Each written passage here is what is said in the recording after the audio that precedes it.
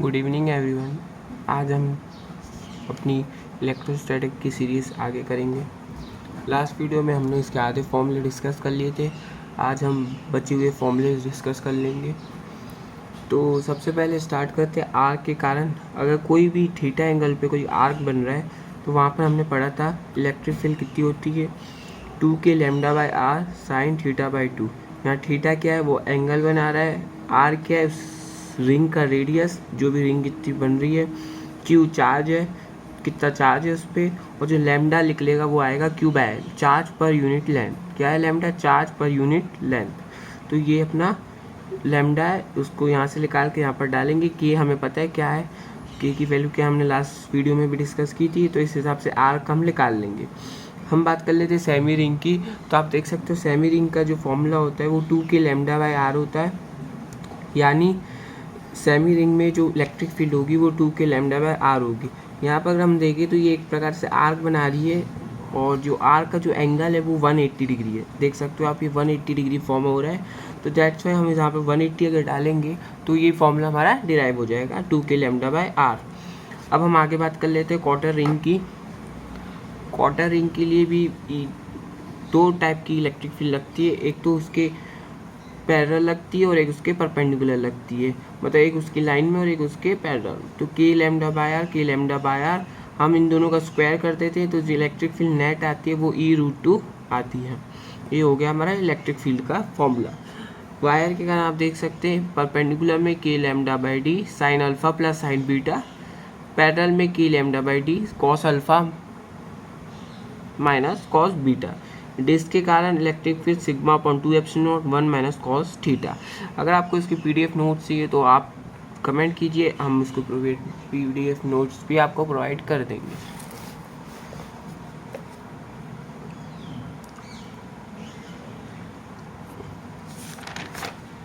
अब हम आगे डिस्कस करते हैं अपने आगे के फॉर्मूले के। इन्फिनाइट सीट के कारण इलेक्ट्रिक फील्ड कितनी होती है। इन्फिनाइट सीट के कारण इलेक्ट्रिक फील्ड का जो फॉर्मूला होता है वो होता है sigma upon 2 epsilon not. Infinite field sigma upon 2 epsilon not. Capacitant के अंदर जो इलेक्ट्रिक फील्ड फ्लो हो रही है, जो कितना चार्ज फ्लो हो रहा है, वो होता है sigma upon epsilon not. Potential energy की बात कर ले। पोटेंशियल एनर्जी का जो फॉर्मूला होता है that is delta U. Potential energy का सिंबल के Q1 Q2 दो बॉडी पे चार्ज है, 1 minus R2 minus 1 by R1 R2 body का रेडियस कह सकते हैं। U इजिकल टू के Q1 Q2 अपन R, ये इसका फॉर्मूला बन जाता है शॉर्ट फॉर्म। इफ़ इसमें ये फॉर्म क्यों बनता है, if reference is at infinity, मतलब हम किस रेफरेंस से बात कर रहे हैं, अगर वो इन्फिनिटी पे हो जाए तो ये R 0 हो जाएगा और ये फॉर्मूला हमारा डिराइव हो जाता है। एक और पॉइंट यहाँ पर ध्यान रखना है कि sign of charges must be taken, मतलब यहाँ पर चार्जेस का साइन लेंगे तभी हमारा एक पोटेंशियल एनर्जी एक करेक्ट आएगा, अदरवाइज उसमें साइन में थोड़ी दिक्कत हो सकती है। सेकेंड पढ़ लेते हैं फॉर मल्टीपल चार्जेस कि मल्टीपल चार्जेस के लिए क्या होता है इलेक्ट्रिक फील्ड का फॉर्मूला। एक स्क्वायर के लिए हम लोग पोटेंशियल एनर्जी का फॉर्मूला एक स्क्वायर के लिए यहाँ डिस्कस कर रहे हैं, जिसकी लेंथ L है और चार्ज Q है। उसका फॉर्मूला पोटेंशियल एनर्जी का होता है 4kQ² upon L plus 2kQ² divide by √2L। ये होता है formula of potential energy of square. यहाँ पर delta V W external upon Q0, यहाँ delta V delta U upon Q0, ये इसी के अलग अलग फॉर्म्स है। अब बात कर लेते हैं दो चीज़ इलेक्ट्रिक फील्ड की बात करते हैं कि अगर इलेक्ट्रिक फील्ड यूनिफॉर्म है, अगर इलेक्ट्रिक फील्ड यूनिफॉर्म है तो हमारे सबसे पहले यूनिफॉर्म और नॉन यूनिफॉर्म। अगर इलेक्ट्रिक फील्ड यूनिफॉर्म है, यूनिफॉर्म मतलब पूरे सिस्टम में एक इलेक्ट्रिक फील्ड एक यूनिफॉर्म तरीके से जा रही है, यूनिफॉर्म है, तो उसका जो पोटेंशियल जो फॉर्मूला होता है वो E/D होता है। अगर इसका हम लोग फॉर्मूला देखें तो ED cos theta, dot product है इसलिए cos थीटा आ गया, या फिर E equal to delta V by delta X, displacement in direction of field. ये x क्या है, displacement in direction of field. अगर यूनिफॉर्म नहीं है, नॉन यूनिफॉर्म है, तो आपको इंटीग्रेशन करना पड़ेगा x में, y में और फिर z में, फिर इन दोनों का इंटीग्रेशन करके विद रिस्पेक्ट टू dr का इलेक्ट्रिक फील्ड डेल्टा V की वैल्यू यहाँ से फाइंड आउट हो जाएगी। अब बात कर लेते हैं ये दो इंपॉर्टेंट फॉर्मूले जो अधिकतम आते हैं, that is self energy of hollow sphere. Self energy of hollow sphere that is KQ² by 2R, KQ² by 2R। और self energy of solid sphere जो होती है वो होती है 3KQ² बाय 5R। तो ये हॉलो स्फीयर और सॉलिड स्फीयर के दो फॉर्मूले होते हैं। अब बात कर ले मोमेंटम का, तो Q into two a is the distance between a, ये सेंटर से ए और ये सेंटर से टोटल डिस्टेंस इन दोनों के बीच में, चार्ज के बीच में 2a, इसलिए जो फॉर्मूला बनता है वो हमारा Q इंटू टू ए बनता है। अब हम आगे डिस्कस कर लेते हैं, दैट इज़ डायपोल। ये पूरा चार्ट आपको डायपोल के सारे फॉर्मूलेस क्लियर करा देगा। ये ऊपर आप देख सकते हो पूरा चार्ट है डायपोल का। ये डायपोल क्या होता है, एक पॉजिटिव और नेगेटिव चार्जेस को हम आजू बाजू या कुछ डिस्टेंस पे रखते हैं तो एक डायपोल फॉर्म हो जाता है। तो वो डायपोल का फॉर्मूला यहाँ पर बनता है। इसमें दो फॉर्मूलेज हैं, एक तो इलेक्ट्रिक फील्ड और एक पोटेंशियल, दोनों के फॉर्मूले यहाँ पर सारे मेंशन है, तो आप देख लीजिए। सबसे पहले स्टार्ट करते हैं कि अगर हमें इलेक्ट्रिक फील्ड चाहिए, इलेक्ट्रिक फील्ड एक्सियल पॉइंट पे होती है 2kPr divide by R square minus A square का होल स्क्वायर। क्या 2kPr R square minus A square का होल स्क्वायर। तो ये फॉर्मूला होता है किसका, electric field at axial position. ठीक है, आगे बात कर लेते हैं कि आगे क्या फॉर्मूला होता है, electric field at axial position. अगर जो ए है आर है वो बहुत बड़ा है ए से, तो हम ए को नेगलेक्ट आउट करके 2kP/r³ के हिसाब से ये फॉर्मूला हमारा डिराइव हो जाता है।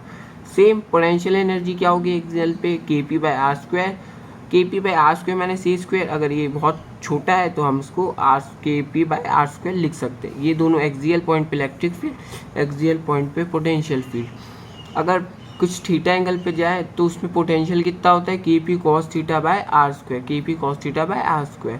इक्वेटोरियल पॉइंट पे इलेक्ट्रिक फील्ड, जो नेट इलेक्ट्रिक फील्ड होती है, इसको नेट निकालनी पड़ती है, kP/r³ √3 cos² θ प्लस 1। यहाँ पर इक्वेटोरियल पोजीशन में kP/r² प्लस a स्क्वायर का होल 3/2। इक्वेटोरियल पोजीशन पे अगर a छोटा है तो kP/r³।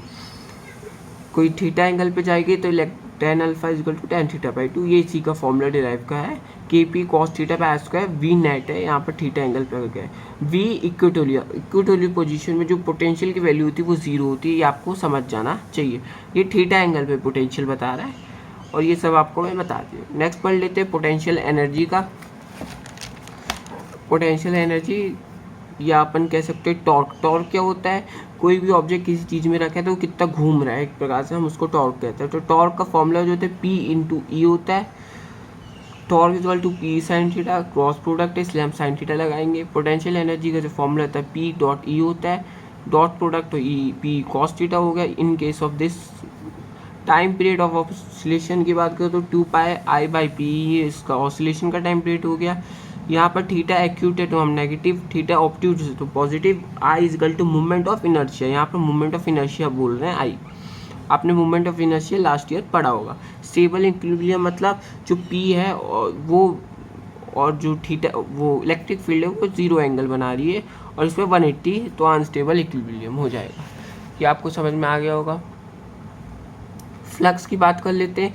फ्लक्स क्या होता है, एक प्रकार से number of perpendicular electric field lines passing through a area. मतलब कितनी इलेक्ट्रिक फील्ड लाइन, कोई भी एरिया, कोई भी ऑब्जेक्ट से कितनी इलेक्ट्रिक फील्ड लाइन पास हो रही है। परपेंडिकुलर कंडीशन क्या है, इलेक्ट्रिक फील्ड लाइन जो पास हो रही है वो परपेंडिकुलर होनी चाहिए। तो वही इसकी कंडीशन है कि कितनी इलेक्ट्रिक फील्ड लाइंस परपेंडिकुलर किसी एरिया से पास हो रही है, उसे हम फ्लक्स कहते हैं। तो इलेक्ट्रिक फील्ड यूनिफॉर्म है तो फ्लक्स जो होगा ई डॉट ए होगा, ई cos θ डॉट प्रोडक्ट। अगर flux electric field non uniform है तो हम इसका इंटीग्रेशन करेंगे एरिया वेक्टर के साथ। रिंग के केस में Q/2 ε0 1 माइनस cos θ। थीटा क्या है, ये एंगल बना रही है किसी पोजीशन पे। गॉस लॉ क्या होता है, एक टाइप से फ्लक्स का शॉर्ट फॉर्म है। बस इसमें कंडीशन क्या है, हमेशा हम एक क्लोज ऑब्जेक्ट पे बात करते हैं कि क्लोज ऑब्जेक्ट में आसानी से हम फ्लक्स कैसे फाइंड आउट कर दें। तो ई डॉट डी ए जो फ्लक्स का फॉर्मूला होता है उस पर टोटल चार्ज अपना ε0 से अगर हम कर दें तो हमारा फ्लक्स निकल आता है। Flux Q inside upon ε0। Gauss law एक शॉर्ट फॉर्म ऑफ दिस है, क्यों बनाया गया है, एक क्लोज ऑब्जेक्ट के लिए बनाया गया है। तो ये आप समझ में आ गया।